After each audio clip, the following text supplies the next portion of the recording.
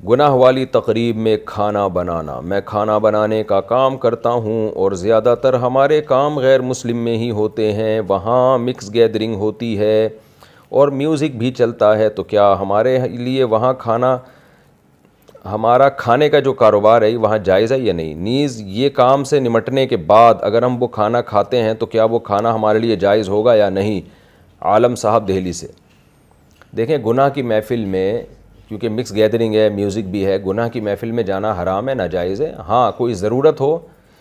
چاہے وہ دینی ضرورت ہو یا کوئی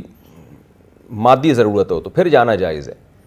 تو دینی ضرورت کیا ہے؟ کوئی عالم بیان کے لیے جاتا ہے، وہاں پہ تبلیغ کے لیے جاتا ہے، تو پھر جانا جائز ہے، ظاہر ہے، بلکہ فرض ہے۔ اور مادی ضرورت کیا ہے کہ کاروبار،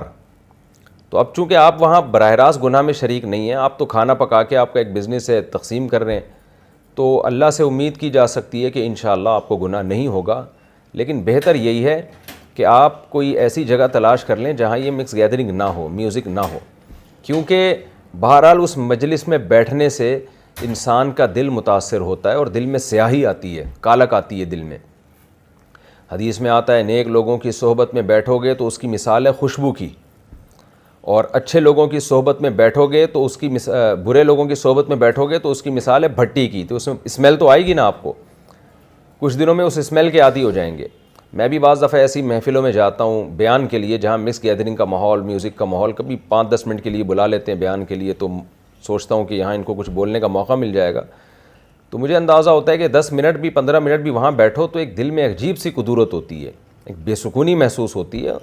اس کے اثرات آتے ہیں انسان کے دل پر۔ تو جب انسان تبلیغ کے لیے جائے تو بھی اثرات آتے ہیں، تو آپ سوچیں کہ جو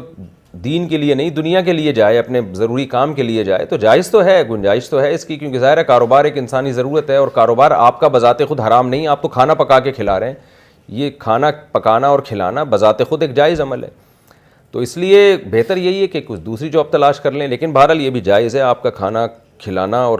وہاں کھانا کھانا بھی حرام نہیں ہے، کیونکہ کھانا کھانا بھی ایک ضرورت ہے کہ، اور پھر مسلسل آپ نے وہاں رہنا ہی ہے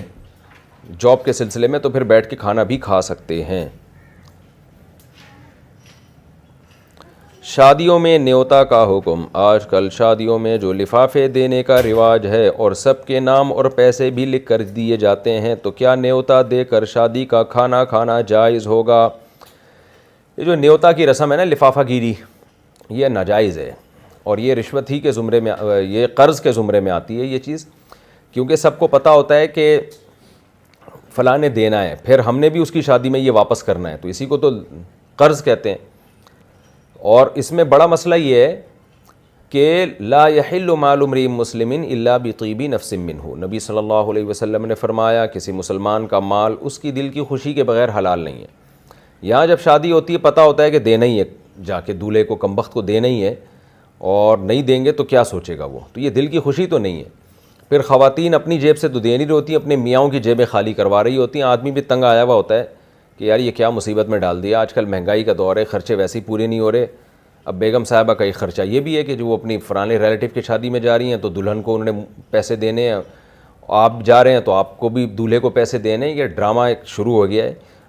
خود بھی ہنسی خوشی زندگی گزارو، دوسروں کو بھی تمیز سے زندگی گزارنے دو۔ میں نے تو جب بھی شادی کی الحمدللہ تو پابندی لگائی ہے، بھائی کوئی نیوتا و شیوتا، کوئی کسی کو مجھے لفافے میں پیسے دینے کی اجازت نہیں ہے۔ تو ہم نے تو پہلی جب شادی ہوئی تو اس میں تو میں نے جو دعوت جب چلائی ہے تو اس میں سب کو پہلے سے بتا دیا تھا کہ کوئی لفافہ گیری نہیں ہوگی، تو ایک آدمی نے بھی نہیں دیے، تو ایک بوڑھے میاں تھے انہوں نے دیے پیسے، لیکن وہ بوڑھے تھے اور والد صاحب کے اور ہمارے بزرگوں میں شمار ہوتا تھا، تو وہ ان کی بزرگی کی رعایت کر کے میں نے لے لیے،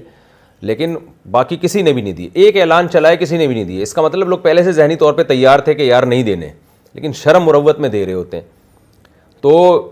اس لیے آپ کارڈ پہ لکھ دیں کہ پیسے لفافے میں ڈال کے نہ لے کر آئیں تو بس،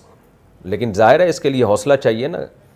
بری رسم سوسائٹی سے ختم کرنے کے لیے کچھ قربانی دینی پڑتی ہے نا۔ دولہے کا سارا ولیمے کا خرچہ لفافوں میں پورا ہو جاتا ہے،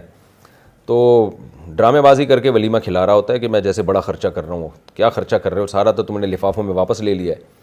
تو یہ فضول رسم ہے، دل کی خوشی سے نہیں ہوتی۔ ہدیہ وہ ہوتا ہے جس سے محبت بڑھے اور دل کی خوشی سے ہو، تو اس لیے بعد میں کبھی موقع ملے دے دیں، بھائی تمہاری شادی ہوئی تھی 1 مہینہ پہلے تو میں سوچ رہا تھا گفٹ دے دوں، چلو یہ اب دے رہا ہوں میں گفٹ، اس طرح سے کر لینا چاہیے۔ میں ایک لیب میں کام کرتا